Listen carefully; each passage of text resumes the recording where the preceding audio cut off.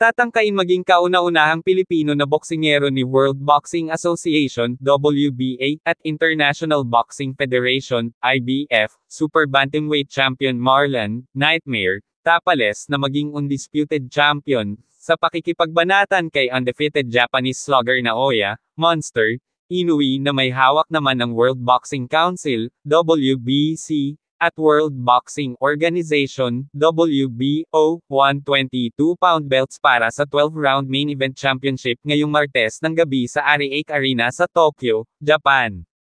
Todo ang ginawang training ni Tapales sa Las Vegas, Nevada sa Amerika at Baguio City sa Pilipinas, na nakahandang gumawa ng kasaysayan na bukod sa maging unang Filipino na undisputed na kampiyon sa isang dibisyon, ay una ring boksingerong gigiba sa unbeaten Japanese champion matapos patoban ang maraming Pilipino, kabilang na si 4-division world titleist Nonito, the Filipino Flash, Donaire. "I came here to win and not to just survive," bulalas ni Tapales sa press conference nitong Linggo sa Yokohama Bay Sheraton Hotel and Towers. "I will not fight too much defensively. There's no way I am going to win the fight."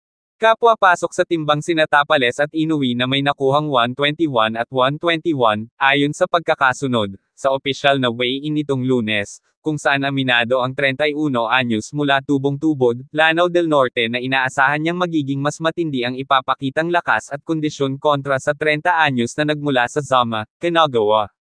Kontrya nitong maging 2-division undisputed title list tulad ni welterweight King Terence "Bud" Crawford, kaya't maaaring magtapos ang kanilang sagupaan sa knockout, lalo pat kilalang knockout puncher si Inoue. "I want to battle Naoya Inoue for 12 rounds because I want to enjoy and feel the punch of Monster, who they say is very strong. If I have a chance to knock him out, of course, I'll knock him out," ayon kay Tapales sa inilabas na video ng Top Rank Boxing. "I know what's in my mind, I wanna go down as the first undisputed Filipino champion."